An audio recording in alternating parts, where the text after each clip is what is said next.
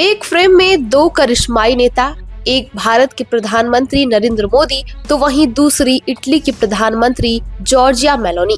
मंच कोई भी हो, कैमरे जहां भी घूमे, इन दोनों की दोस्ती हमेशा सुर्खियों में रहती है। कुछ इसे डिप्लोमेटिक केमिस्ट्री कहते हैं तो कुछ इसे दोस्ती का नया मिसाल बताते हैं। जब दुनिया की सबसे ताकतवर महिला नेताओं में शुमार इटली की प्रधानमंत्री जॉर्जिया मेलोनी पर मीम्स की बौछार होने लगी तो सोशल मीडिया पर मजाक के साथ साथ सवाल भी उठने लग गए। लेकिन इस पूरे शोर शराबे के बीच भारत के प्रधानमंत्री नरेंद्र मोदी ने जो कहा, उसने सबका ध्यान अपनी ओर खींच लिया। जी हाँ, ये बात है इसी साल जनवरी के महीने की। प्रधानमंत्री नरेंद्र मोदी ने जेरोधा के फाउंडर निखिल कामत के साथ एक पॉडकास्ट में कई मुद्दों पर बात की। इस दौरान उन्होंने अपने ऊपर बने मेलोडी मीम्स पर रिएक्शन भी किया। इस पॉडकास्ट में पीएम मोदी ने अपने और इटली की प्रधानमंत्री जॉर्जिया मेलोनी के मेलोडी मीम्स पर भी खुलकर बात की। ये मीम्स G7 समिट के दोनों नेताओं के हंसते हुए वीडियो के बाद इंटरनेट पर पूरी तरीके से छाया हुआ था। जब कामत ने पीएम मोदी से पूछा कि क्या उन्होंने ये मीम्स देखे हैं तो उन्होंने हंसते हुए कहा कि वो तो चलता रहता है। पीएम मोदी ने आगे बताया कि वो ऑनलाइन चर्चाओं या मीम्स पर समय बर्बाद नहीं करते। इससे पता चलता है कि पीएम मोदी ऐसे मामलों को हल्के में लेते हैं और इन पर ज्यादा ध्यान ही नहीं देते हैं। जब प्रधानमंत्री मोदी और इटली की प्रधानमंत्री जॉर्जिया मेलोनी एक साथ नजर आते हैं तो सोशल मीडिया पर तूफान आ जाता है।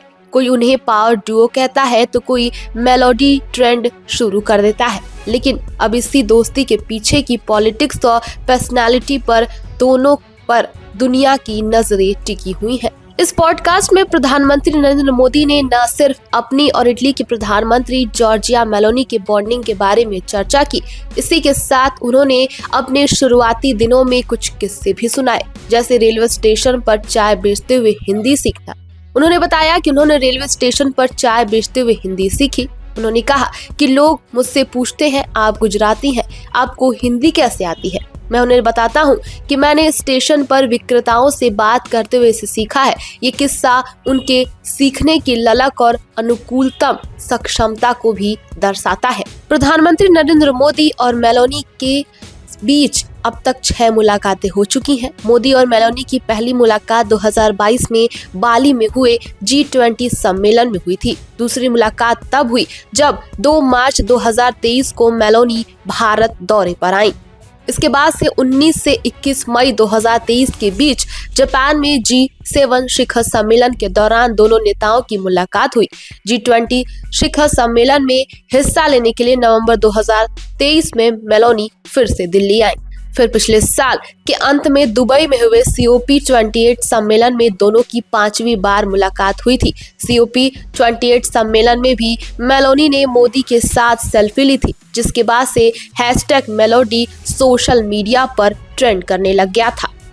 #मेलोडी का असर इटली में G7 शिखर सम्मेलन तक दिखाई दिया। दोनों ही नेताओं ने इसे खुले दिल से स्वीकार किया। मेलोनी और मोदी ने मजाक बनाने वालों को जवाब भी दिया, लेकिन हल्के फुल्के अंदाज में। हालांकि जब दुनिया के 2 बड़े देशों के नेता कोई मैसेज देते हैं, चाहे उसका अंदाज मजाकिया ही हो, लेकिन उसके मायने बहुत ही गंभीर होते हैं। चाहे G7 समिट हो या COP28, मोदी और मेलोनी की मुलाकात हमेशा चर्चा में रहती है और अब तो सोशल मीडिया ने इन्हें अलग ही नाम दे दिया है, जिसका नाम है मेलोडी, यानी मोदी और मेलोनी की दोस्ती का नया नाम। लेकिन ये दोस्ती कुछ देशों को रास नहीं आती है।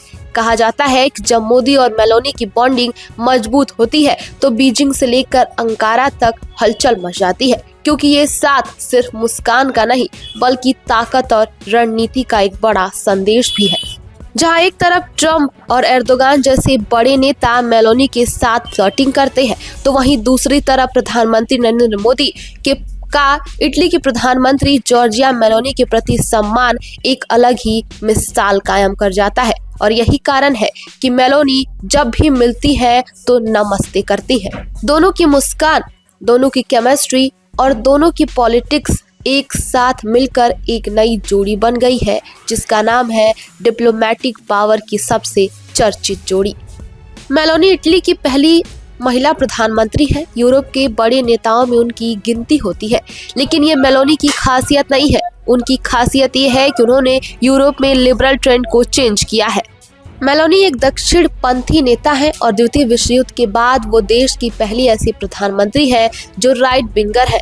2011 में जॉर्जिया मेलोनी ने ब्रदर्स ऑफ इटली पार्टी बनाई थी, लेकिन 11 साल बाद ही उनकी पार्टी का ग्राफ इतना ऊपर चला गया कि वो देश की प्रधानमंत्री पद तक पहुंच गई।